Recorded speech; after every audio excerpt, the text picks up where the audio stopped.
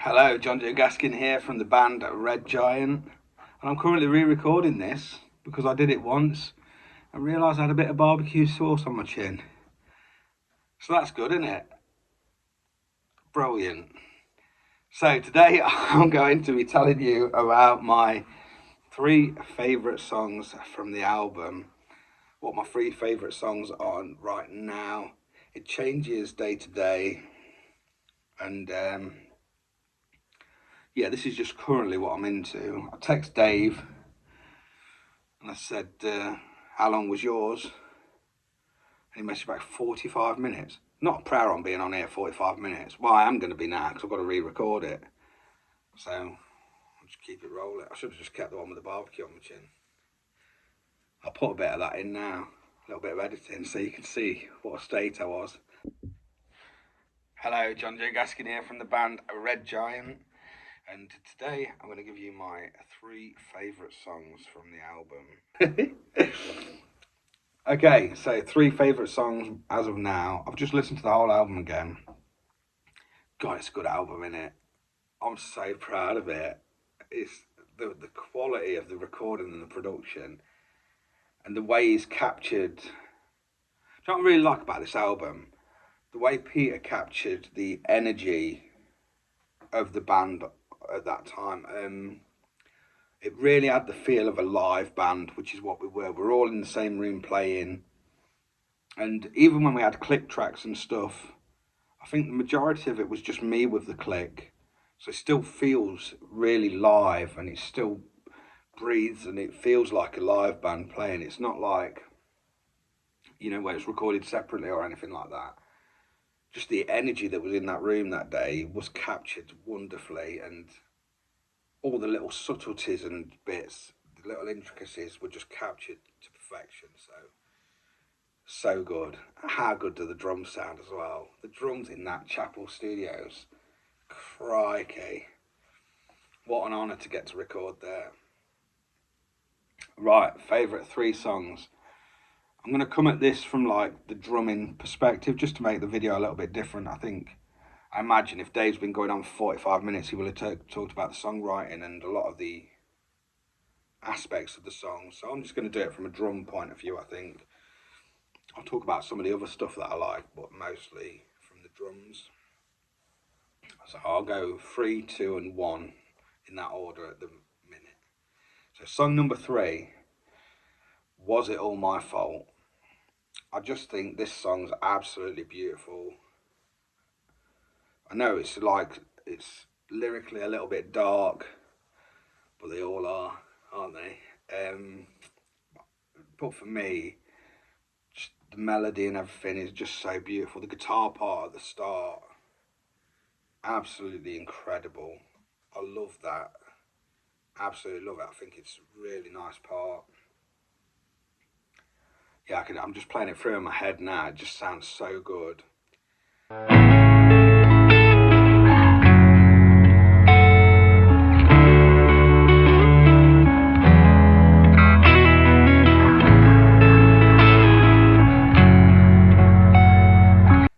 The other thing I really like about this song is the way that the dynamics were captured.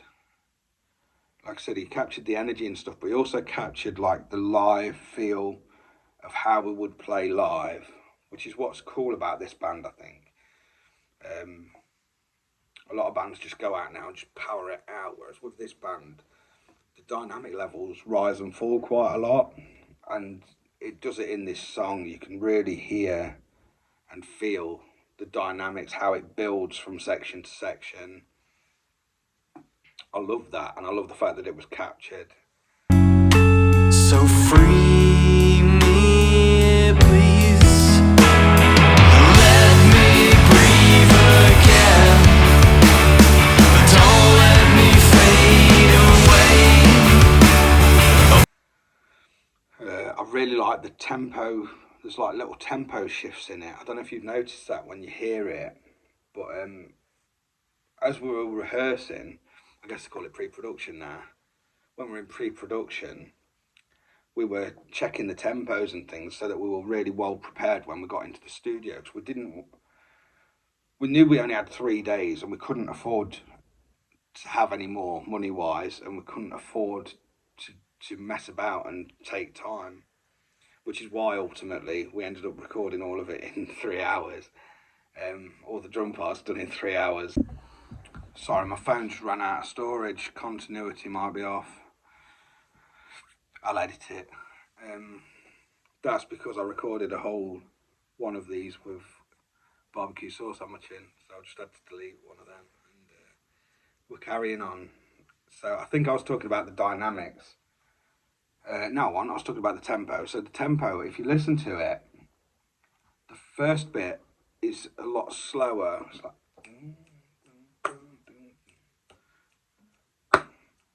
and then when it goes to the When We Fell Down Together bit, it picks up.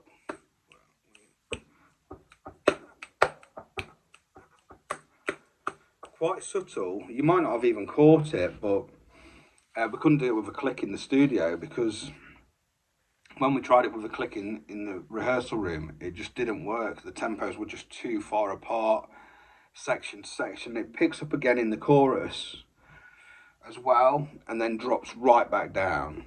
And it's hardly noticeable when you listen to it, but if you put a click to it, you'd hear it. It's quite a big shift. And yeah, we just did that live and it worked really nicely. It makes a big difference to have those little changes. Me and Dave have had many conversations about this because every band and his dog is playing to click nowadays, which is cool if you're running backing tracks and everything. I do it myself, but I like my music to flow. I like the tempo to change. Sometimes subtly, sometimes not. Sometimes if I'm on one, we can be racing. So we don't play to a click live at all. We just play, and that's what lets these little magical bits happen where you can sort of push and pull. And if you've got good timing, I mean, I practice with metronome every day, so my internal timing is half decent, if I say so myself. You can really play about with tempos and make it change, make it shift, and that's really cool. I'll add some audio into this, I think, because it'd be nice for you to hear it. I'm not going to get copyright claim, are we? Who's going to copyright claim us? Could happen, couldn't it? With YouTube, who knows? So I'll talk about some of the other bits I like. Really like the chorus part. Again, I'm talking about this from a drum point of view. The chorus part that I came up with really follows the pushes of the song. Da, da, da, da, da.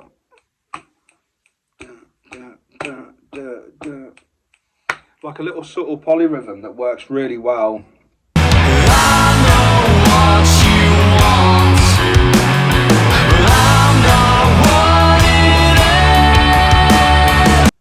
And helps the flow of the song. It just makes it a little bit jarring, which I think is cool. It piques the ears a little bit. Another cool bit I like that happened really organically as we were playing it, because we did play live in a room, which is why cool stuff like this can happen. I think a lot of bands now record separately and it misses bits like this that can happen organically. There's a really lovely little stop in the song. Dun, dun, dun, dun, dun.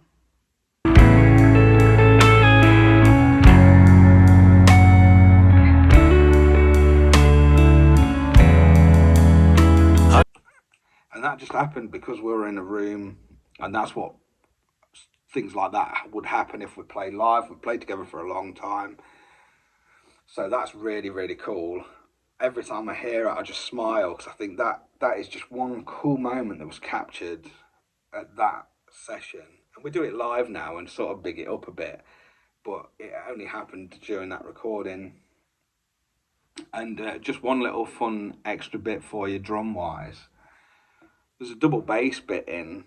I couldn't play it on double bass because my foot was paggered at the time. I had a bad foot.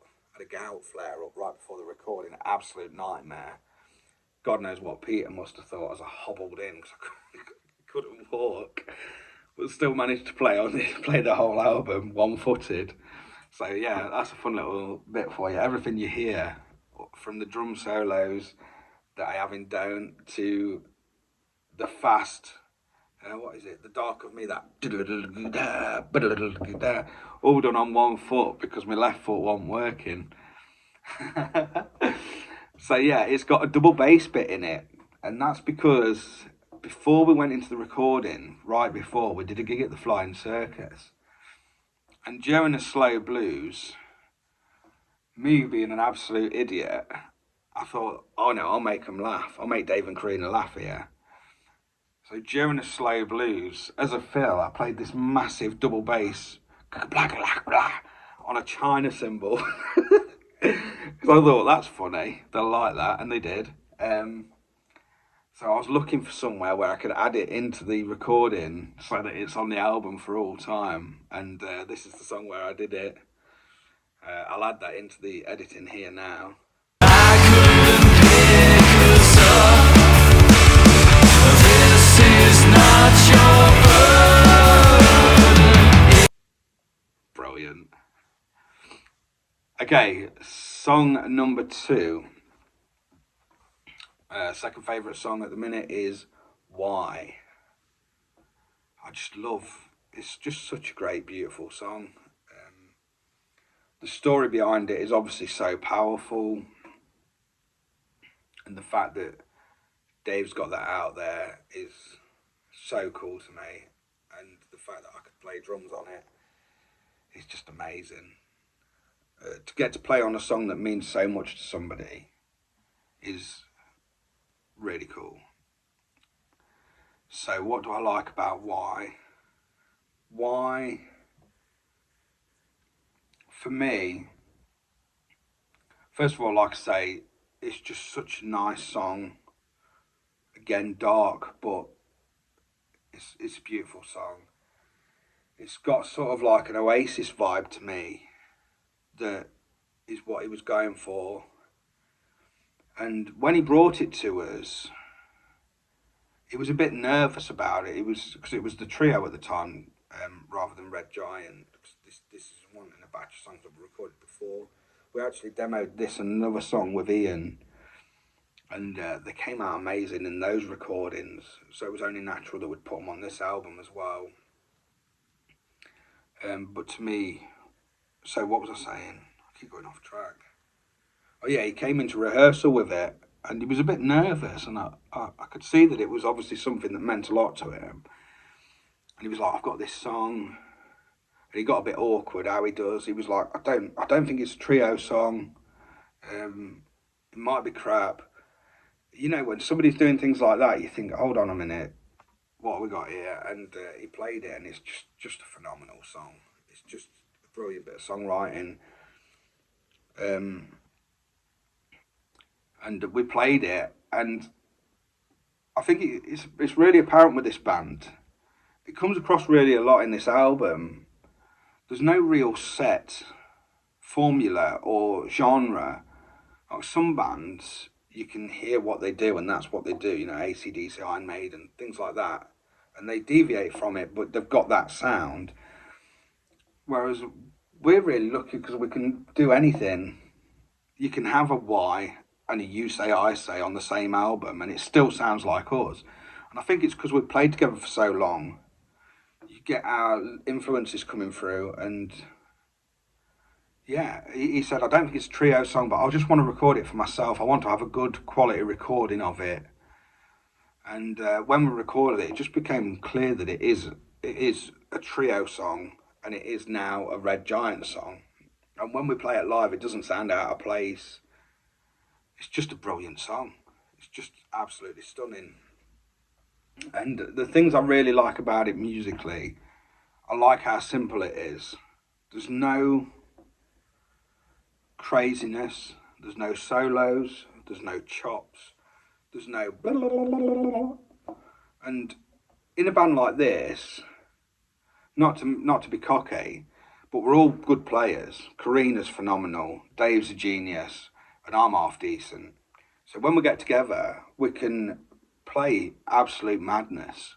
If you'd hear some of our jams, it can go from the craziest, heaviest thing you've ever heard to like absolute mad rhythms to absolute crazy tapping guitar solos. Anything you can think of, there's a good chance we could probably do it. But for this song, what I like about it is that all three of us just put our egos to one side and played for the good of the song. And you always hear top musicians saying, "Oh, just play for the song, man. Just play for the song." And you always think, well, I could do, couldn't I? But I've got this nice lick I want to put in. But on this one, we all genuinely did play for the song, and I think that comes across really well. The song is the main thing. And it was in a lot of this stuff, but we all get our bits in. With this one, no one had to get anything in. It's just completely about the song.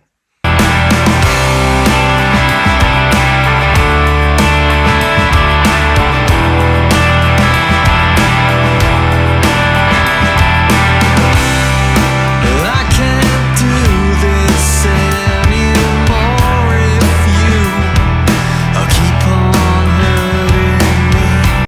There's a fun story with this song where I received the mixes. Peter was sending us the mixes through, and we were giving him his feedback, each individual song as he'd done them. And Y came through when I was having a day out with Diane. And I said, "Oh, do you want to hear the new song?" And she was like, "Yeah."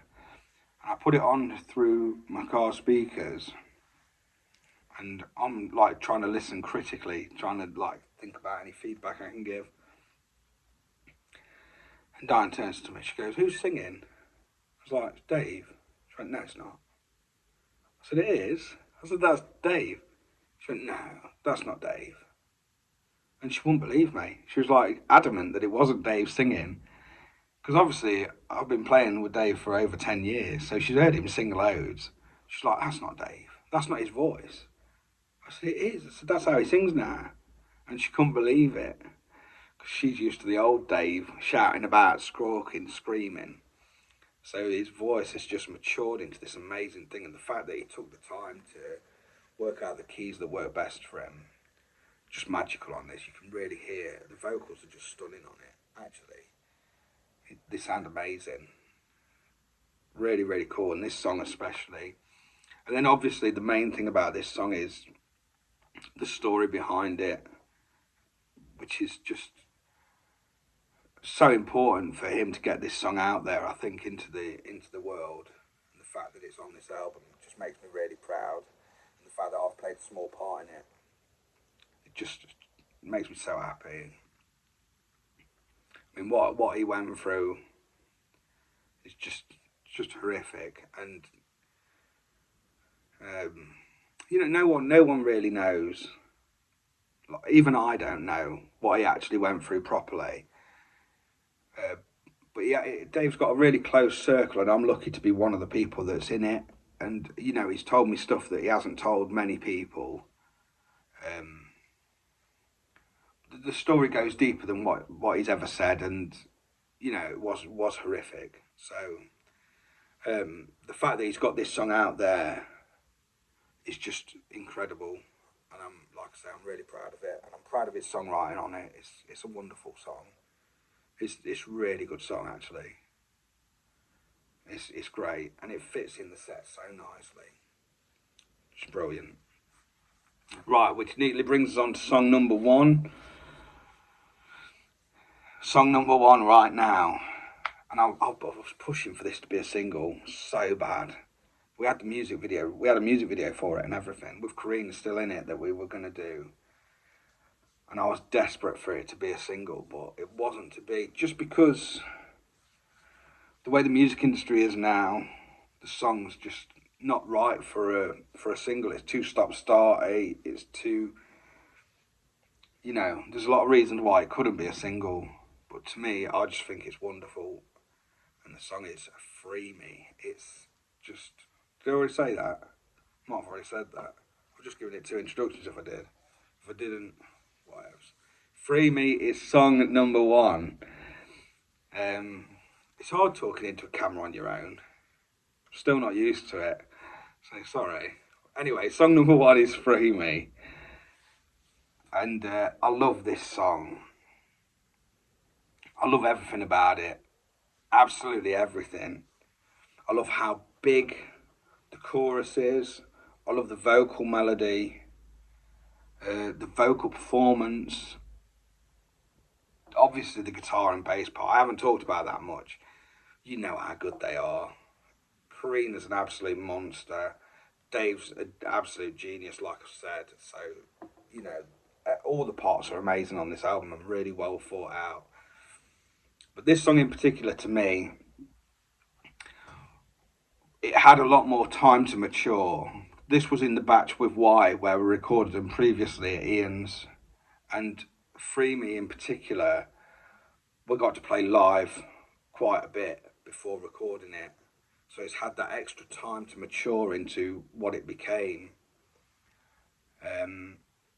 So many cool little bits to it. I love the stabs, how heavy the stabs are. I think they sound great. As I said, how big the chorus is when it picks up. The interplay between the three of us in the little polyrhythmic bit, I think is just absolutely insane. That bit that Dave does, I love, and Karina's part, I absolutely love in that bit. The whole thing just blends together really well.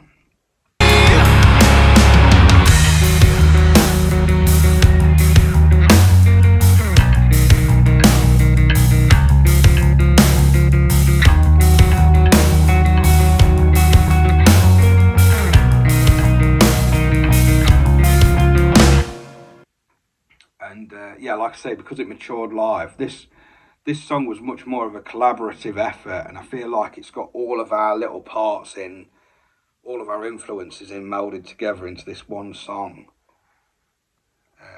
The way Dave works is he sends us his ideas beforehand, and then we have time to work on it, and then we'll take what we've done into the practice room and we'll rehearse it as a band. Things will shift and change as we're going. But to me, this one, there was lots of little inputs.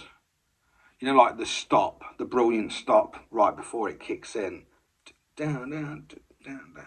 I just sang the wrong bit. I'll put it in here.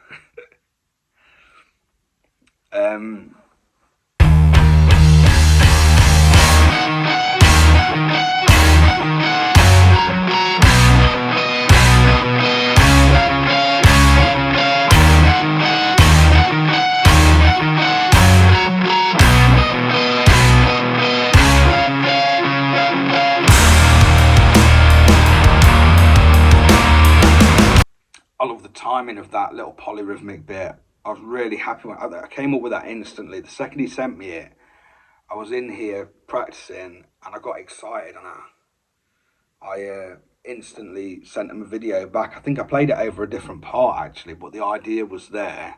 I played it over the whole song, that little polyrhythm thing, and it worked over all of it, and I just sent him it over a bit of it so he could hear what it sounded like. And I'm sure he probably thought, that sounds crap, that's a bit mad. But then when we did it in the room, it sounded okay. The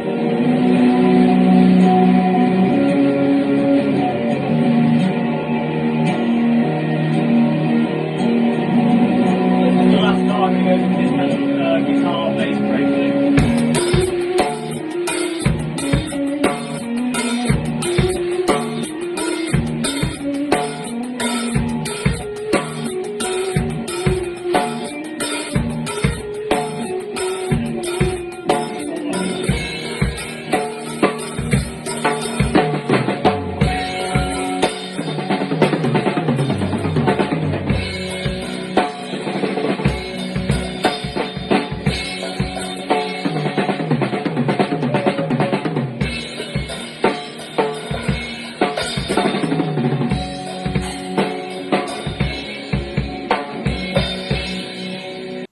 Well, it sounded better than okay, actually. It sounded mega.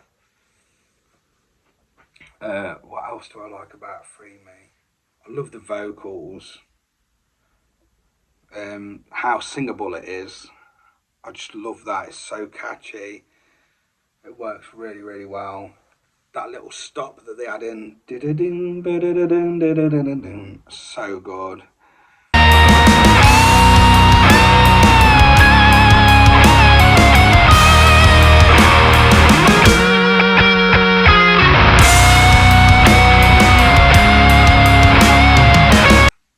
And it's just so much fun to play live. The fact that live we can't count it in, they just have to look at me, and I just go, dun, dun, dun, dun, dun, dun, dun, dun. It's so fun. What else do I like? Oh, one bit just worked really well that came out organically from playing it live. What are the words? There's 3 words. It's not letting me feel. Oh, why have I forgot it? Sorry, I've forgotten it. I'll put it in here anyway. But there's the 3 hits that happen. That followed Dave's vocal that I started doing live. And it's one of them things where you do it live and he like turned to me like, and so that got added into the album. And that's what's cool, when you get to play a song live, it obviously matures a lot more.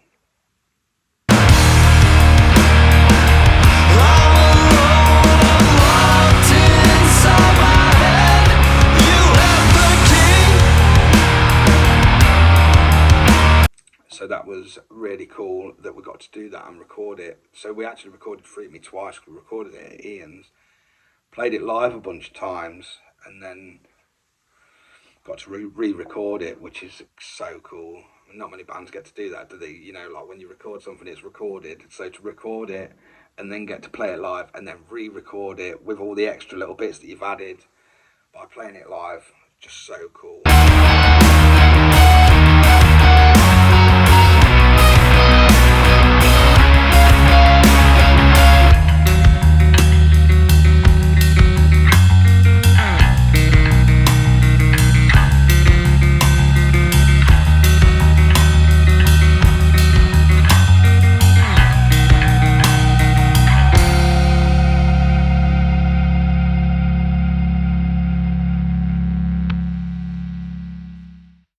One funny thing about this song is we played it live. We did it live at the Riverhead, and we absolutely butchered it. If any of you were there at the Trio live at the Riverhead recording, we mangled this song. I came in at the wrong point with a stop. I managed to like hit a dodgy cymbal and like sort of hide it a bit. Poor Karina, she had an absolute mare. She come in at the wrong point singing wise. It was so funny watching it back. It's just like, oh, you know, because it was in like the really early stages of us doing it, and we hadn't done it live that much. So yeah, if any of you were at the Riverhead gig, hope you enjoyed that performance, because yeah, we absolutely mangled it. So that's my 3 favourite songs. Hope you've enjoyed watching this. Again, these are just my 3 favourites right now. Other than Free Me. Free Me's been my favourite all along, I think. I just absolutely love that song.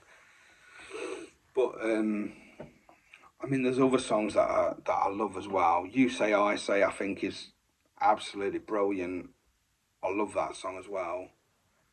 Tell Me. I'm going to list them all here, aren't I? Tell Me. Tell Me, for me, I'm really, really proud of that one, because I think I really played quite well, and the dynamics, like capturing in the bass solo bit, capturing that little cross stick pattern, and you know, it's like how we would play live, captured on recording, and the energy is just outstanding in that song. Same with You Say, I Say, the heaviness of it, and all of my parts I'm really proud of on all of it. The slow blues even on the album, where we just played live, how we would do live at a gig. Yeah, Tell Me's a funny one with the ending. No one knew how we were ending it really. I think Karina was meant to like give us a big cue to end it, but it never happened, and then we were all just sort of sat there and we're just like, bash, and then it sort of ends nicely. We all ended up managing to end it after such a good take. So it's like little things like that I remember. I think we're going to do a video where we talk about the recording, so I don't want to talk too much about like stories behind it, but I did already say I had gout at the time. So I mean, I've got to mention Don't having a drum solo on a recording. For me, it's just mind-boggling. I mean, what a band to get to do that, to get to have a recording, a vinyl album as a record collector that's got me playing a little drum solo on. It's just such a cool honour. Like, that's captured forever now, the way I play right now. And like I say, I had to get out flare up, so I had like massive plans for that drum solo with lots of cool little double bass licks that I'd been working on. And my left foot didn't work because I had to get out. I couldn't move it. I was just sat there. It was killing. If any of you have had get out before, sometimes it's bad, sometimes it's really bad, sometimes it's horrific. Of course, I had it horrific during the biggest recording session of my life.